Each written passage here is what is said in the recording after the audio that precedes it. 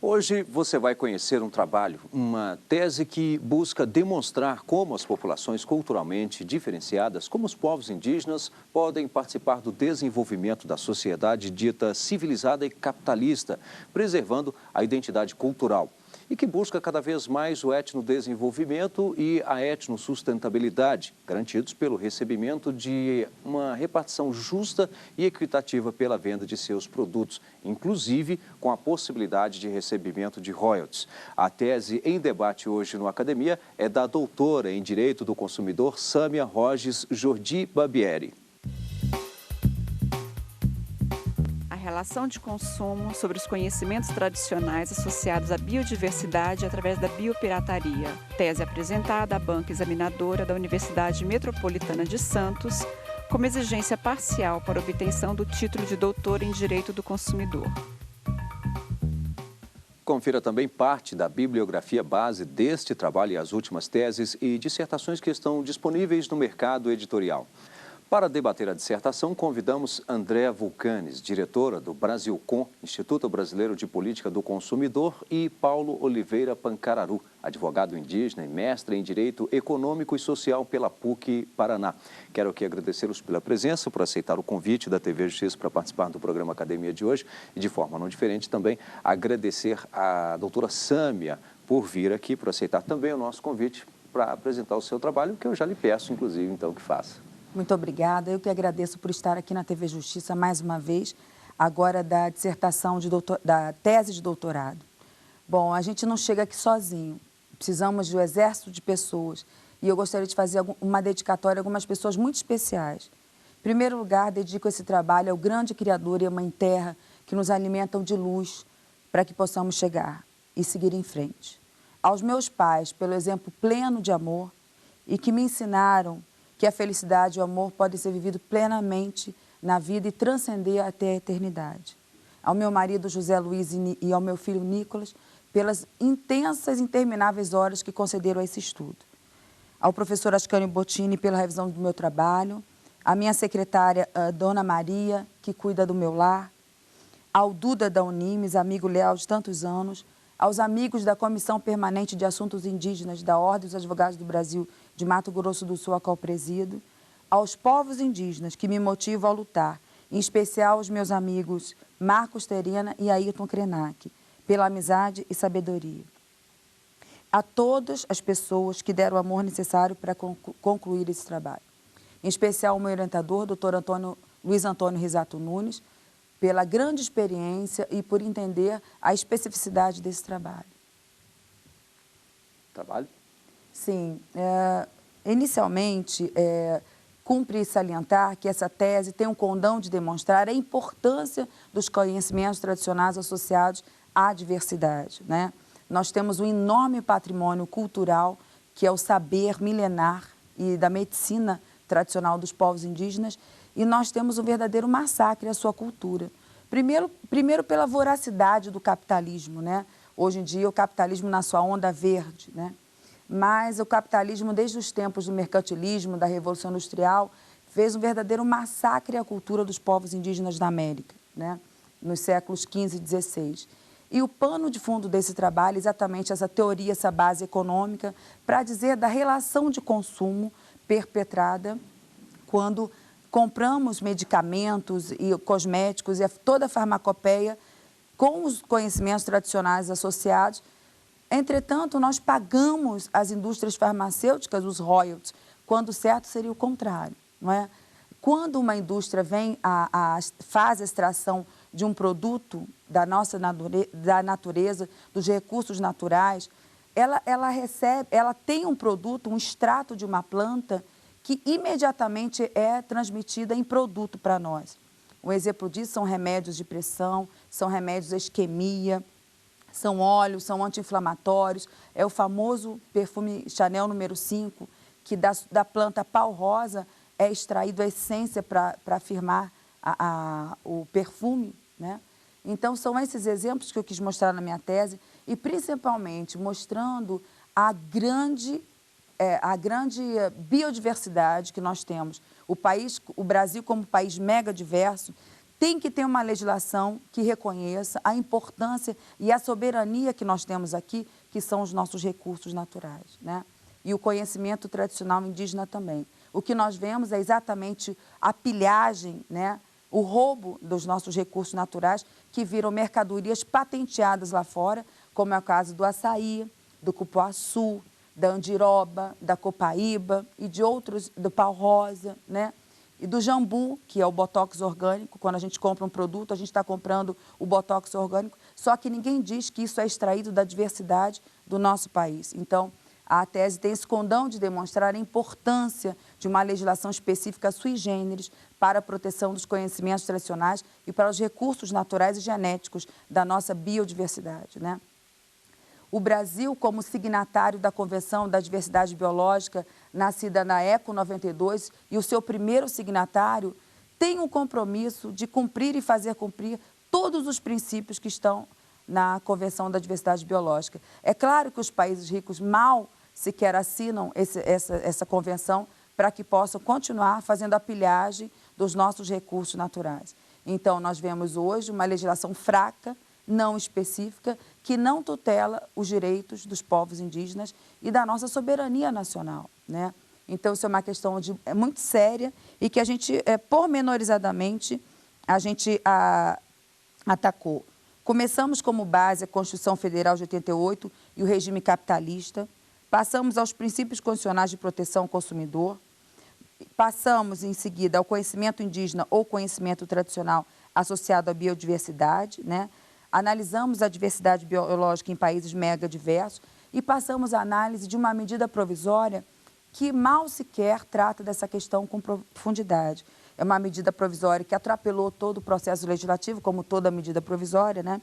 A 2186 de 2001, e estamos esperando o anteprojeto de lei sobre recursos naturais, né, e conhecimentos tradicionais associados à biodiversidade, né? Falamos também a grande importância do nosso patrimônio material, cultural e material dos povos indígenas, né? E, mais importante que tudo, demonstramos o quanto nós perdemos em milhões e milhões de dólares ou euros com a pilhagem do nosso patrimônio cultural através da biopirataria. Biopirataria é um crime de comercialização dos nossos recursos, que, entretanto, não é um crime ainda tipificado, né? Nós temos a legislação que penaliza o crime à fauna e à flora, mas não temos uma legislação que criminalize especificamente a pilhagem do nosso conhecimento feita através da biopirataria, né? E mostramos mais ainda o grande prejuízo causado pela prática da biopirataria e fizemos o contraponto com a Convenção da Diversidade Biológica. Entendemos que o desenvolvimento do Estado pressupõe o reconhecimento do valor do patrimônio cultural como um bem, né? Nós temos um bem que é dado de forma milenar, intergeracional, de forma ágrafa, que é o conhecimento tradicional, e ele é roubado e é levado para fora do nosso país. E quando nós compramos um remédio com extrato dessas plantas, nós pagamos royalty à indústria farmacêutica, né? Nesse pano de fundo é que a gente fala da relação de consumo perpetrada por essa prática. Bem, daqui um pouquinho nós vamos entrar na fase de debates. Agora, nós vamos conferir parte da bibliografia base deste estudo. Os direitos constitucionais dos índios e o direito à diferença, face ao princípio da dignidade da pessoa humana, de Sâmia Rogers Jordi Barbieri, editora Almedina. Propriedade Intelectual e Biotecnologia, de Vanessa Iacomini, editora Juruá. Socioambientalismo e Novos Direitos, de Juliana Santilli, publicado pelo Instituto Internacional de Educação do Brasil e pelo Instituto Socioambiental. E agora vamos a um pequeno intervalo e voltaremos em seguida já com o debate. Até já.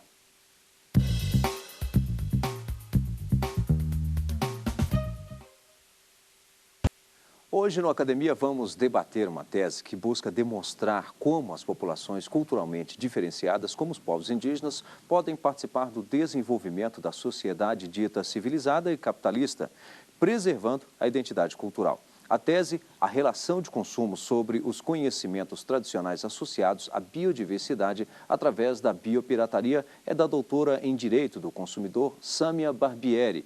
Os convidados do programa são Andréa Vulcanes, diretora do Brasilcom, Instituto Brasileiro de Política do Consumidor, e Paulo Oliveira Pancararu, advogado indígena e mestre em Direito Econômico e Social pela PUC do Paraná. Antes de iniciarmos o debate, vamos conhecer algumas publicações de teses e dissertações que ganharam o mercado editorial.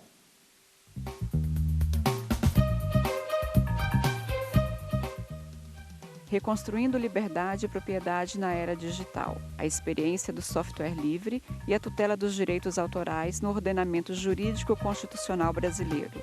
Dissertação de mestrado de Rodrigo Lobo Canali, Biblioteca Digital UNB.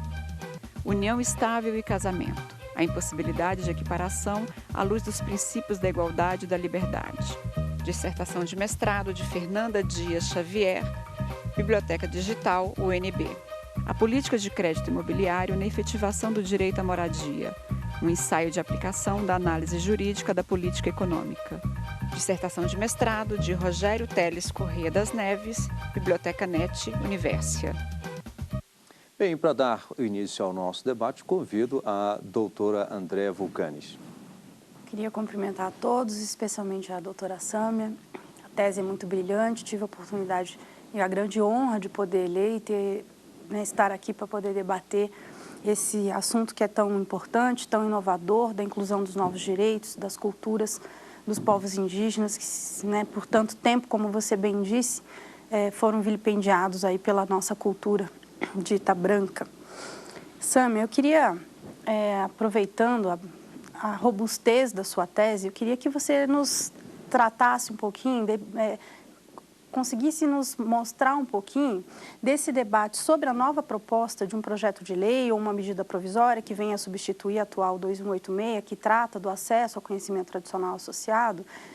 Eu queria que você dissesse o que você pensa sobre uma proposta que envolvesse uma ideia melhor de atendimento a esses direitos e a relação que você coloca na sua tese sobre o consumo desses produtos e desses insumos que vêm do conhecimento tradicional e que o nosso consumidor hoje tem pouquíssimo, se não nenhum acesso à informação de que são de origem de conhecimento tradicional. Penso que isso deva estar contemplado na norma e queria entender como você pensa que essa norma deveria prever esses direitos e relações de consumidor. Muito obrigada pela sua pergunta, é muito pertinente e a gente leva a reflexão mais uma vez. Nós temos uma medida provisória absolutamente não democrática, né? Uma aberratio iuris, toda medida provisória, a meu ver, é uma aberratio iuris, e temos agora as vias de sair um anteprojeto de lei. A diferença de um para o outro é muito grande, né? A proteção no anteprojeto de lei é maior, porque ela trata da soberania dos recursos naturais e dos conhecimentos tradicionais, e ela trata também da repartição justa e equitativa dos benefícios da venda desses produtos, não é? E uma coisa muito importante, o consentimento livre, prévio, informado das comunidades ao acesso a essas informações e a esses produtos, né? Tudo que for se fazer a respeito das comunidades, elas devem participar, né? E isso está na Convenção 69, isso está na Constituição, né? E isso é parte integrante da especificidade do direito indígena, né? Um anteprojeto de lei, a meu ver, ele poderia ter uma robustez maior, poderia ser mais amplo, se houvesse debate com a sociedade, com as organizações e as lideranças indígenas, se tivessem audiências públicas com os movimentos sociais. Eu acho que uma lei vindo dos movimentos sociais é uma lei, como diz o brasileiro, é uma lei que pega, não é? Então, nós temos o anteprojeto de lei que ele é melhor, não é? Inclusive, ele tem uma contribuição para o desenvolvimento econômico, ele tem um fundo para essa repartição de benefícios, mas a gente pergunta, como vai ser essa paridade? 50% para o Estado Nacional e 50% para as comunidades? Como seria essa divisão? Como seria o justo, né? E outra, as comunidades e as lideranças indígenas participam desse comitê de gestão, não é? Ligado ao Ministério do Meio Ambiente, né? Essa é a questão. Então, eu acho que uma lei amplamente divulgada nos meios de comunicação, para as lideranças indígenas, para os movimentos sociais, para instituições como a COPAI, que é a Comissão Permanente de Assuntos Indígenas, a qual eu presido no Mato Grosso do Sul, para poder falar sobre isso, o Ministério Público Federal, o Ministério Público do Trabalho. Eu acho que isso é muito importante, né? Uma lei que venha do bojo da sociedade, realmente é uma lei que pega. Agora, a comunidade, as pessoas não sabem, não é? Foi objeto de um relatório da ONU, James Anais esteve no Brasil para falar sobre a questão, como é visto o direito indígena, né? E é uma questão vista de forma pejorativa, não há uma verdade, né, dita sobre esses produtos, né? Existe muita falácia, mas não se diz, muitas empresas falam, esse produto é da diversidade cultural. Não é da diversidade cultural, esse produto vem do conhecimento tradicional associado à diversidade, né? Esse produto vem de uma cultura milenária intergeracional de muitas gerações, de muitos anos. Essa cultura é ágrafa e oral, é uma cultura vastíssima, né? Vem uma empresa, pega o extrato de uma planta, eleva e traz comercializado e nós ainda pagamos royalties. Você imagine quantos milhões de reais em pesquisa se é economizado com o conhecimento tradicional das comunidades, né? É claro que também existem exemplos que deram certo, como no Alto Solimões, né? O André Baniwa, né? Tem exemplos de parceria com algumas empresas que fazem escolas mostrando o que é o direito indígena, ensinando alguns ofícios aos indígenas, né? Pode haver uma troca, né? A gente está numa sociedade capitalista e de massa, estandartizada, mas a gente pode fazer uma parceria. Por exemplo, no estado do Mato Grosso, onde eu resido, nós vivemos uma verdadeira barbárie. Nós vivemos um apartheid social, um verdadeiro nazismo, onde as comunidades indígenas são mortas, as suas lideranças são mortas. As crianças estão atacadas do ônibus escolar por coquetel molotov. A morte entre fazendeiros e índios, né? Então, tudo isso é uma situação premente que a sociedade não sabe. E esse relatório de James Anaya vem dizer isso, não é? A mídia trata de uma forma que desconhece a realidade dos povos indígenas. A cultura jurídica desconhece o direito indígena. Por isso, como um projeto nosso também, como presidente da Comissão Permanente de Assuntos Indígenas, nós também estamos fazendo reuniões com coordenadores dos cursos de direito para entender a especificidade do direito indígena. Hoje, o aluno que faz direito, que é concurseiro, se ele quiser passar para procurador da República ou para diplomata, ele tem que estudar direito indígena. Outros concursos também já têm o direito indígena. Por exemplo, no judiciário, no nosso estado, muitas pessoas não entendem que o indígena tem o direito à semi-liberdade, dependendo do seu grau de adaptabilidade ou não à sociedade nacional envolvente, né? Muitos juízes julgam o estupro presumido quando isso é uma prática antropológica de determinada etnia, né? Então, tudo isso nos faz crer que nós precisamos estudar o direito indígena, a sua especificidade, saber que do conhecimento indígena vêm todos os produtos que nós consumimos, não é? Muitas pessoas dizem, os remédios eles são sintéticos. Não. 400% do que a gente compra dos remédios vem puramente do extrato da planta, retirada do conhecimento ancestral e milenar e da medicina tradicional também. E é importante que se diga também que se houvesse uma parceria no estado de Mato Grosso do Sul, por exemplo, entre fazendeiros, entre o estado do Mato Grosso do Sul e a União, poderíamos vender um produto com um selo de qualidade verde. Nós não estamos na era do capitalismo verde, capitalismo orgânico, então por que não fazer uma parceria, não é? Para que o produto que saia de lá diga, esse produto não tem sangue, não tem morte de liderança, é um produto orgânico, usado o uso e manejo do solo, não é? Porque o indígena, quando ele usa o solo, ele não degrada, ele não usa agrotóxico, né? Então, a gente pode fazer isso também. Então, isso que eu penso, uma nova visão do direito indígena através do estudo. E essa é a minha função aqui. Doutor Paulo Pancararuba.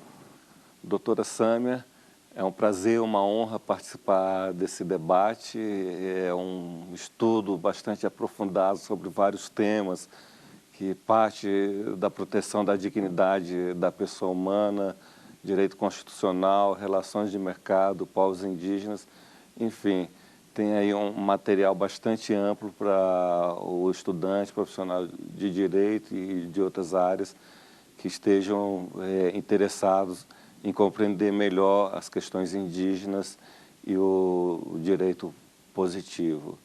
A senhora mencionou algumas vezes a questão do mercado verde. Eu estava, ao longo da leitura, querendo conhecer seu posicionamento sobre o mercado verde, questões de mercado justo, e parece-me que a sua tese ela vai um pouco nessa linha, porque possibilita várias leituras. Primeiro, quando você menciona que há um desenvolvimento e que os povos indígenas podem participar.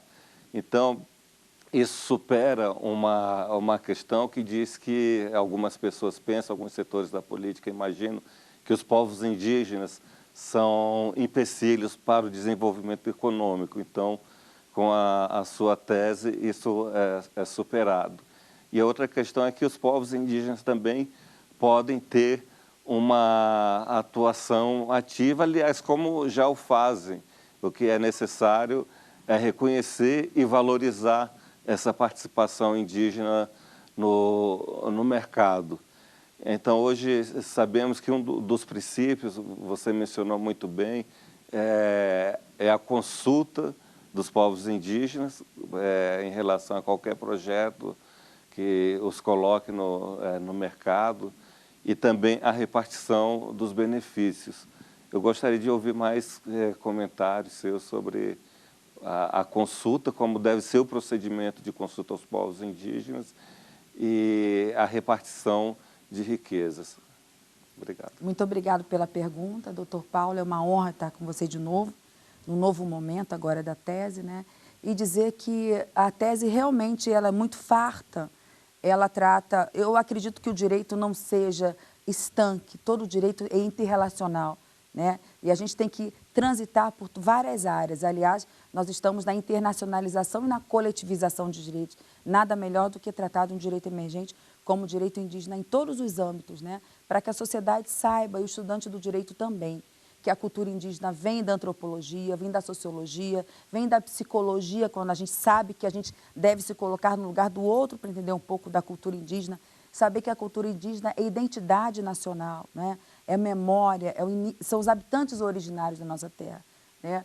É muito importante o senhor falar isso, para que os nossos estudantes saibam que o estudo do direito indígena é muito sério. A gente tem que se aprofundar em todas as áreas humanas. E aí nos mostra o quanto é importante o aluno ter esse conhecimento, não é? Nós não somos meros repetidores de leis, nós temos que saber questionar e indagar. Gostei muito da sua pergunta quando fala também da falácia que o índio, ele impede o desenvolvimento. Isso é uma das maiores mentiras, não é? Se a gente trata do direito indígena, a gente deve inseri-lo dentro do meio ambiente, dentro do princípio da dignidade da pessoa humana, porque onde tem o indígena existe o ecossistema. Por quê? Porque a visão do indígena ela é totalmente diferenciada. O indígena, quando ele vê uma terra, ele se sente como parte integrante da Pachamama, né? Ela vê a terra como um ente espiritual e participando da terra como um ente espiritual, fazendo parte dela, ele jamais pode degradá-la, não é? Por isso, usa o manejo do solo de uma forma que faça a terra descansar, que não use agrotóxico, né? É uma outra visão. O capitalista, quando vê uma terra, o que eu posso produzir, não é? A sociedade, ela não se vê nem multi nem pluriétnica, né? A sociedade só vê a forma de desenvolvimento através da sociedade de consumo, né? E uma visão utilitarista e etnocêntrica, quer dizer, o que o índio pode dar para mim? Ele só serve na medida que ele tem que me servir, eu tenho que explorá-lo, né? Isso é muito importante também a gente colocar. E a tese, ela gravita em várias áreas mesmo, para que a gente possa refletir. No tocante à consulta livre prévia informada, isso é um tema que está na ordem do dia, né? Até por conta da usina de Belo Monte, que pelo parecer do presidente do Supremo vai ser retomada, né?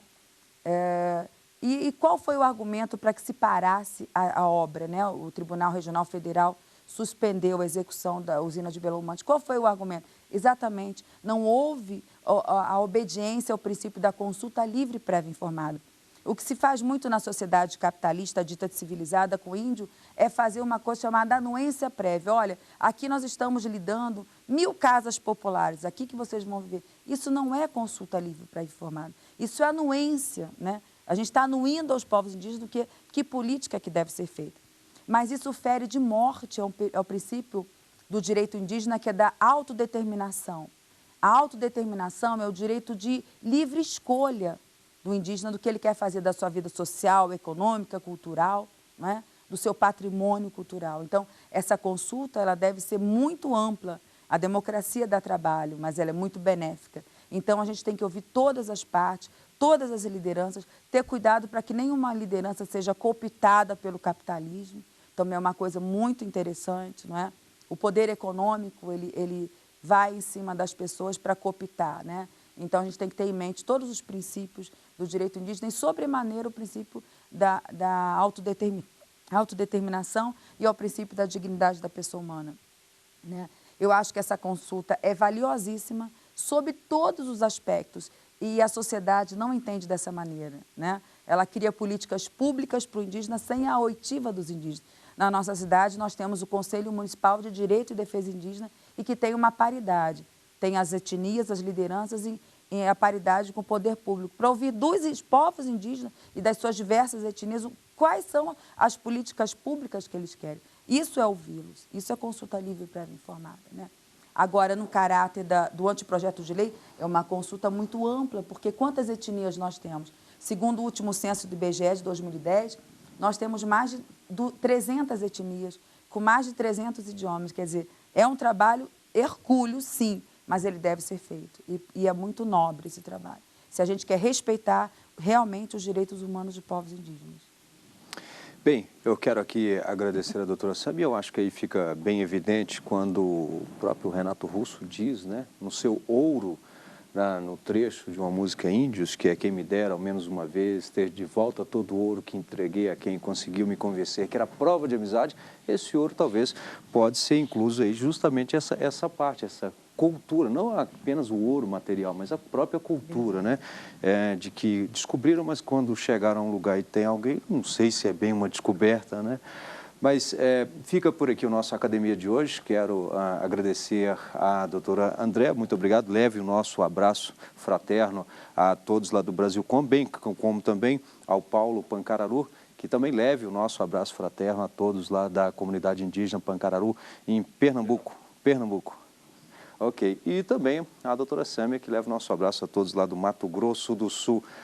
Lembro que você também pode participar do programa. Para isso é fácil, basta enviar o currículo com o título do seu trabalho para o endereço academia@stf.jus.br. Você também pode participar pelo mesmo endereço, enviando aí a sua sugestão para o programa, sugestão inclusive de algum trabalho de alguém que você conheça ou algum trabalho que você se identificou e viu que tem uma qualidade que possa ser debatido aqui no Academia.